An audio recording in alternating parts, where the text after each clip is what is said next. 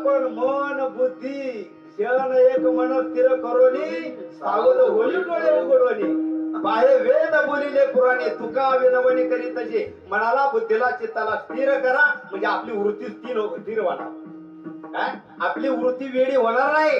जे वृत्तीची आवडी बुद्धी होय वेडी नाही का विषयाचा गोडी ते का इच्छा म्हणजे आपण जर मनाच्या मागे गेलो तर इंद्रिय जातो हात जातो डोळे जाते पाय जात आणि मग त्याचा विश्वास जातो त्याची वृत्ती त्या ठिकाणी राहत नाही मग आपण राम नाम स्मरण करून आपलं मन बुद्धी चित्त आकर्षित करायचंय काय त्याचं मन राम करायचंय मन जर राम केलं मन हे राम झाले प्रवृत्ती ग्रासून कैसे निवृत्तीशी आले जर आपण मन राम केलं त्याची आपली वृत्ती आहे ती निज वृत्ती होत असते वृत्ती सहिता मदना बळी